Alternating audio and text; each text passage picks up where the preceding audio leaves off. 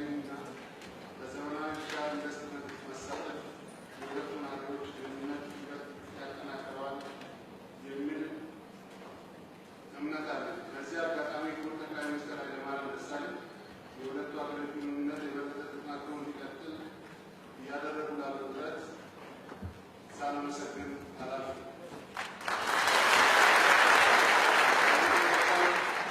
ክቡር ጠቅላይ ሚኒስትር ቤንያሚን ኔታንያሁ የእስራኤል ጠቅላይ ሚኒስትር ንግግር እንዲያደርጉ ጋብዛለሁ። አመሰግናለሁ።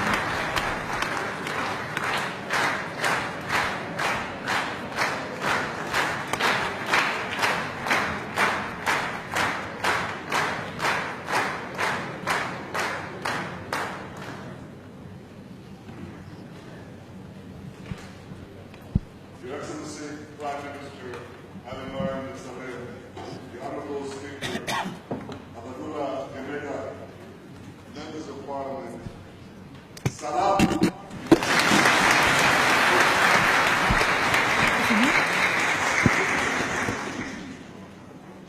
I'm so excited to be here.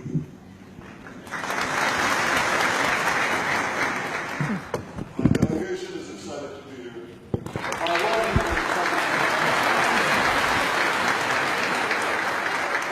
I want to recognize three outstanding members of our Parliament who are also excited to be here, though they've been here before. Member of Knesset, former member of Knesset, Duna Gamanu Shanda, and our ambassador here in Addis Ababa, Yelanis Zevada.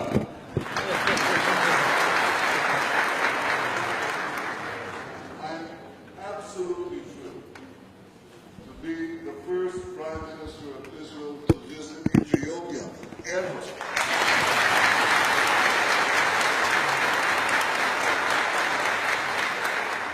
Well, what took us so long? And the answer is, I don't know, but I'm already planning the next visit.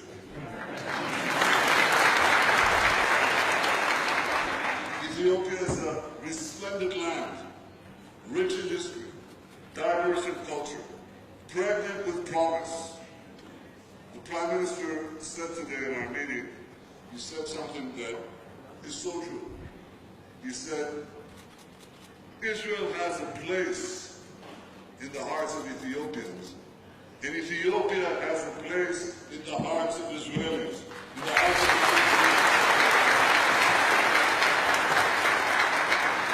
I bring you greetings from Jerusalem, the eternal capital of the Jewish people, the place where I grew up, and the place where the Queen of Sheba met King Solomon 3,000 years ago.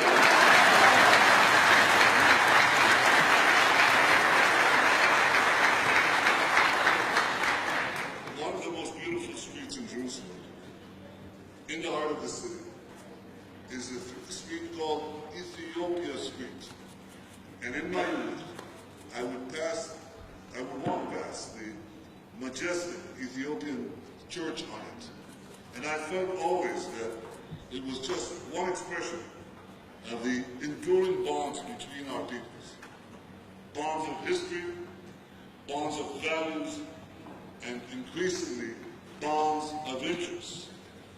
Our historical bond continued from the Solomonic era through the rise of Christianity to this day. Our values, I think the bonds of history gave rise to the bonds of values. The birth of the Jewish people is interwoven with the birth of our freedom, the story of the Exodus.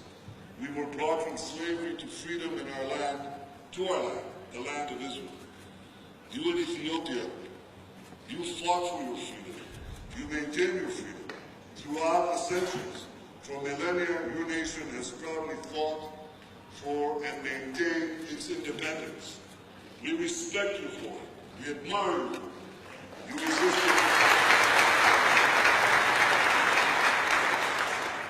You resisted foreign rule and live as a free people in your ancestral homeland. And we too live as a free and independent people in our ancestral homeland. The struggle for freedom unites our two nations. As with the second value we share, which is nation building. Our return to the land of Israel was just the beginning. We then needed to build our state, a dynamic state, a powerful state. We recognized early on that the diversity of our citizens would be a source of great power. Today we draw upon the skills and wisdom of all our citizens, Arabs, Jews, Christians, Muslims, Druze, and Jews from Ethiopia. Thousands of Ethiopian Jews serve in our army, participate in our politics, take part in our economy, in our culture. They help enrich Israeli society every day and in every way. They act as a human bridge between our two peoples. On the way here, I spoke to the two young flight attendants of Ethiopian descent. They are proud to be Israelis, and they're proud of their Ethiopian heritage. And one of them is seeing her family here for the first time in 7 years. What excitement! It's the excitement we all feel in coming here and rekindling our friendship.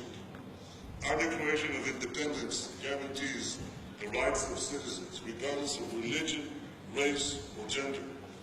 And in fact, you know that protecting the access of all in the Middle East to the freedom of faith is a great challenge. Israel today is the only country in the Middle East that fully guarantees the religious freedom for all, for Jews, for Muslims, and Christians. You know that Christians are being slaughtered by ISIS and brutally repressed by the Iranian regime. In Israel, as in Ethiopia, Christians thrive, and I'm proud that our Christians, the Christian community in both our countries, are safe, secure, and free. This is something we uphold for all religions, Muslims, Christians, and Jews alike.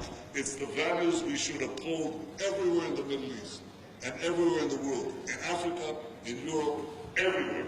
Freedom of faith for all. Ladies and gentlemen, these common values, these common bonds of history and values have led to common interests. Our two nations and every country are threatened by the forces of terror. I've spoken to African leaders this week in Entebbe, in Kenya, in Rwanda, and of course with Prime Minister Haile Mariam of Ethiopia. I think all Africa's leaders understand this danger well.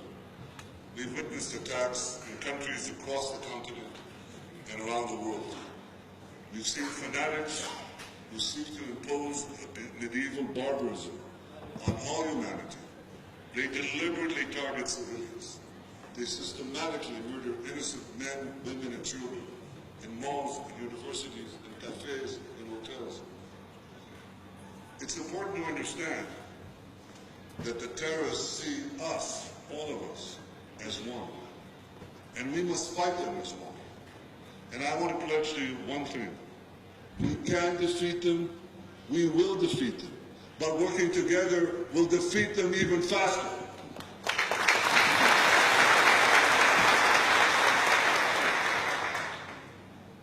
My friends, ensuring security is our first common interest, but it's certainly not the last.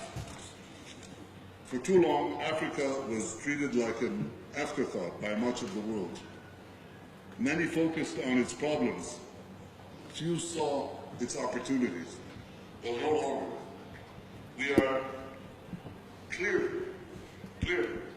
seeing Ethiopia's potential and Africa's potential.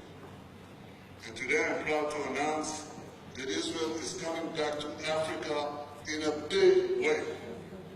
We had extraordinarily productive discussions, Prime Minister and I and our teams. We see possibilities in every field of endeavor, in agriculture, in water, in energy, in space, in cyber, but in ways that will affect, as the Prime Minister said, the lives of ordinary Ethiopians.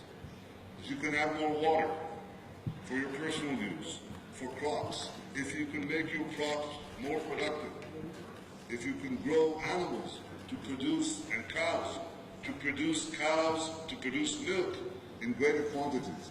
This is the question I ask everywhere I go.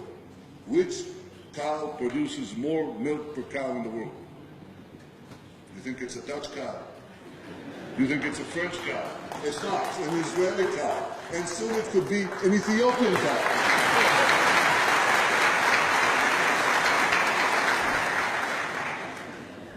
This is my vision for our cooperation. To have Ethiopian farmers enjoy the benefit of Israeli know-how, working together with us. To have water channeled to every direction that you want and wasted very little. To have technology, to have communications, education, medicine. Enjoy the fruits of technology, because the future belongs to those who innovate. Israel is an innovation nation, but we are willing and eager to share our experience with you because we believe in our partnership. I believe that Ethiopia is on the rise. We believe that your industries are growing and innovative. Your influence is spreading. We seek to deepen our ties with you, because when we work together, both of our peoples are better off. It's been nearly 3 decades since an Israeli Prime Minister visited any country in sub-Saharan Africa. And I can promise you, it won't be another 3 decades before another visit. We are talking about future visits to Ethiopia and to many African countries. I want to see Israeli embassies spread throughout the continent, and I want to see every African country represented in an embassy in Israel. This is a vision that we believe in. It's something that we're working for. It's something that we believe in, and it should not surprise you. The founder of our state, of our modern state, was a young man. He was 36 years old when he began, and he died very early at 44. His name was Theodor Herzl. And Herzl was a modern Moses. He said over 120 years ago, he said that after he would achieve the establishment of a reborn Jewish state, he hoped to help the black people of Africa gain their freedom too. It was that same partnership from King Solomon, that same partnership from long ago, the same idea of the Exodus. And Herzl said of the idea of refounding a Jewish state, he said, if you will it, it is no dream. And the same applies to our relations with Africa, and the same applies to our vision of a shared future with Ethiopia. If we will this future, it is no dream. Inspired by the bonds of history, by the values and common interests that characterize us, our friendship is ever deepening. Ethiopia is on the rise, Africa is on the rise, and the friendship between us is soaring to new heights. May God bless Ethiopia. May God bless Israel. May God bless